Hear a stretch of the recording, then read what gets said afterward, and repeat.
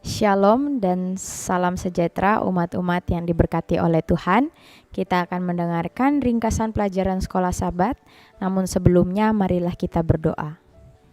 Terpujilah namamu ya Tuhan, dari sekarang sampai selama-lamanya di bumi seperti di sorga. Terima kasih atas kesempatan yang indah. Kami akan mempelajari pelajaran sekolah Sabat. Biarlah pelajaran ini boleh menjadi pedoman di dalam kehidupan kami. Di dalam nama Tuhan Yesus kami sudah berdoa dan mengucap syukur. Amin. Bapak Ibu yang diberkati oleh Tuhan, judul pelajaran sekolah Sabat kita pada hari ini ialah William Miller dan Kitab Suci. Bapak Ibu yang diberkati Tuhan, jikalau kita mempelajari pelajaran sekolah Sabat kita pada hari ini, di situ adalah seorang reformator gereja. Ya, kita tahu bersama bahwa William Miller, dan ini menceritakan bagaimana William Miller mempelajari akan kitab suci ini. Marilah kita sama-sama mempelajari. Kita buka dari Alkitab kita di dalam 2 Petrus 1 ayat 19. 2 Petrus 1 ayat 19, dengan demikian kami makin diteguhkan oleh firman yang telah disampaikan oleh para nabi. Alangkah baiknya kalau kamu memperhatikannya sama seperti memperhatikan pelita yang bercahaya di tempat yang gelap, sampai fajar menyingsing dan bintang timur terbit bersinar di dalam hatimu.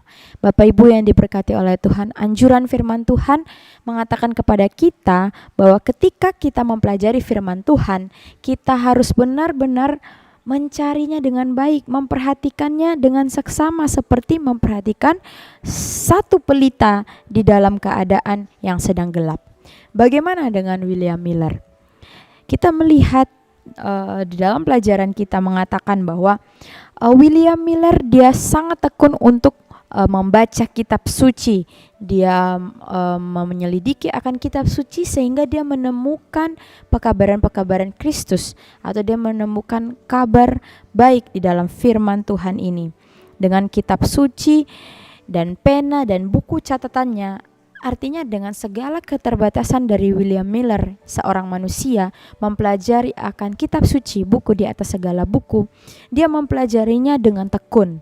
Ya, dia membaca satu persatu, dia membandingkan Alkitab dengan Alkitab lainnya, sehingga dia mendapatkan pelajaran yang luar biasa dari Alkitab ini. Itulah sebabnya kita diingatkan bahwa ketika kita mempelajari kitab suci, kita harus benar-benar mempelajarinya, dan biarlah Alkitab itu dapat menerangkan Alkitab itu sendiri.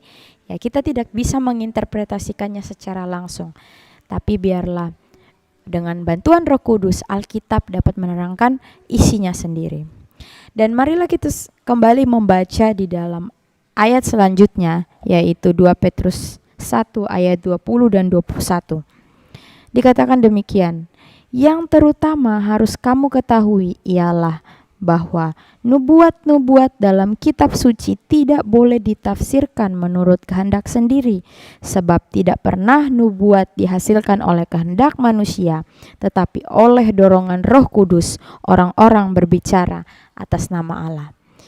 Bapak Ibu yang diberkati oleh Tuhan, ketika William mempelajari akan kitab suci, dia mencari seperti orang yang benar-benar sedang mencari harta karun yang sedang tersembunyi, dan itu sangat berharga.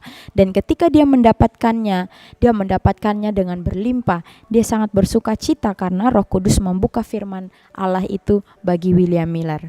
Dan kita melihat di sini bahwa dikatakan juga dalam ayat yang tadi kita sudah bacakan bahwa kita tidak bisa menafsirkan Alkitab itu dengan sendirinya.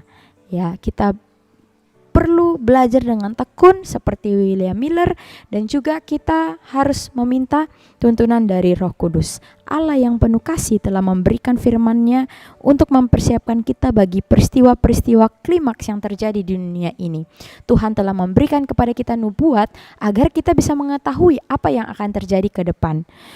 Allah menyiratkan simbol-simbol yang jelas di dalam kitab suci itu sendiri, seperti binatang melambangkan raja di dalam kitab Daniel, angin yang melambangkan kehancuran dalam kitab Yeremia, dan juga air yang melambangkan orang atau bangsa, dan juga perempuan yang melambangkan gereja. Ini semua adalah nubuatan yang Allah berikan agar kita dapat mengetahui apa yang akan terjadi di depan kita.